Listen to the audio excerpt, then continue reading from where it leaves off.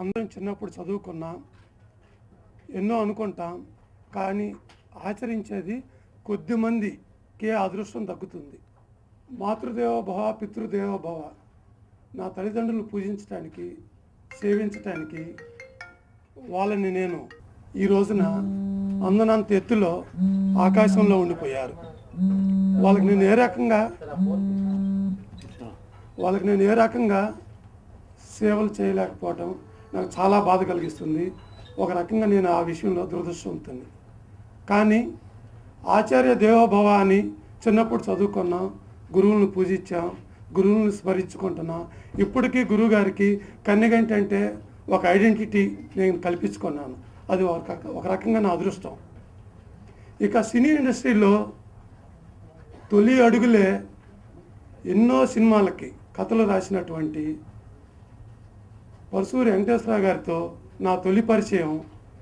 పరుసూరి వెంకటేశ్వరరావు గారి జన్మదినం రోజున నా బ్యానర్ ఆవిష్కరించటం నాకు వెంకటేశ్వరరావు గారు ఇచ్చిన కానుకగా అదృష్టంగా భావిస్తూ తనకి మనస్ఫూర్తి నా పాదాభివందనం చేసుకుంటున్నాను. నన్ను అభినందించిన వాళ్ళకి, శుభాకాంక్షలు చెప్పిన అందరికీ, ముఖ్యంగా రామచంద్ర తేజ నా ట్విట్టర్, ఫేస్బుక్లో నా గురించి తనకి చాలా నచ్చిన రైటర్ అని చెప్పినందుకు చాలా సంతోషం నాకు.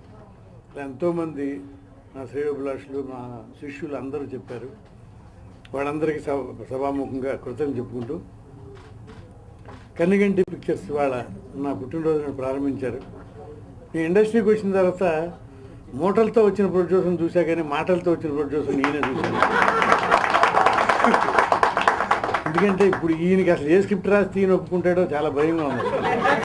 ఇప్పుడు కథ వరకు మేమంతా కూర్చుని తంటాలు పడుతున్నాం, పర్లేదు.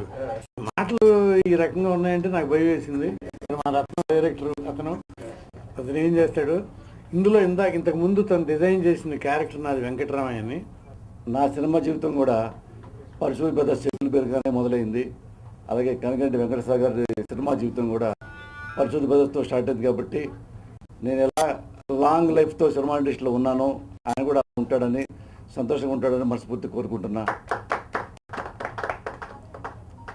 పరశురామి బ్రదర్స్ దగ్గర నేను పనిచేసేటప్పుడు వాళ్ళ దగ్గర ఏవి నేర్చుకోవాలో అవన్నీ నేర్చుకున్నా, ఏవి నేర్చుకోకూడదు అవన్నీ నేర్చుకోవాలి.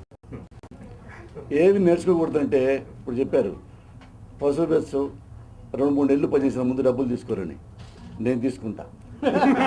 నేను చెప్పాను కదా, మా గురువు గారు పరశురామి వెంకటేశ్వర గారు డబ్బులు లేకుండా వచ్చి కొన్ని చాక్లెట్లు తీసుకొని 2 నెలలు 3 నెలలు పనిచేశారండి. నాకంత ఓపిక లేదు, నాకంత నమ్మకం లేదు. నాకు నమ్మకం. ఎవరైనా ఇండస్ట్రీలో నాకు స్నేహితుల గురించి నా పెద్దగా స్నేహితులని నేను ఉన్నా, కానీ ఇండస్ట్రీలో పూజ్యులు ఉన్నారు, గౌరవనీయులు ఉన్నారు, ప్రేమికులు ఉన్నారు, సన్నిహితులు ఉన్నారు, సహృదయులు ఉన్నారు, సోదరభావంతో మెలిగేవాళ్ళు ఉన్నారు, గురు పూజ్యులు ఉన్నారు. ఆ ఎంతవరకు పెట్టుకుంటారంటే గురుగారు వస్తే కళ్ళ పెట్టు టీచర్కి ఏమయ్యా పోతారు కృష్ణపల్లి నా శనివారాయి డబ్బులు తర్వాత సరే నేను రాయను. మా గురువుగారు కరెక్ట్ పాలసీ పెట్టుకుని ఉంటే ఒక 500-600 కోట్లు సంపాదించేవాడు. ఇప్పటికీ ఆయనకి స్ట్రగుల్ పడుతున్నాడు డబ్బుల కోసం. నేనంటాను, మా గురువు తనలేదు. సినిమా ఇండస్ట్రీ అంటే ఇది కమర్షియల్ మీడియా, ఇది కళారూపం. ఆఫ్కోర్స్ ఇది కళాంబ తల్లి కాళ్ళు కడిగి, ఇది తెలుగు తల్లి, తెలంగాణ తల్లి, కళాంబ తల్లి మీద నాకు ఎంతవరకు గౌరవం అంటే, కళాంబ తల్లి అంటే ఓవర్ సర్వీస్ చేయమని కాదు. కళాంబ తల్లి మీద ప్రేమ ఉంటే బాగా డబ్బులు సంపాదించుకొని, ఎక్కువ డబ్బులు వస్తే గుండె ఆపరేషన్ చేయించుకో, 2-3 సినిమా 2-3 ఏదో టెంపుల్స్ కట్టించుకో.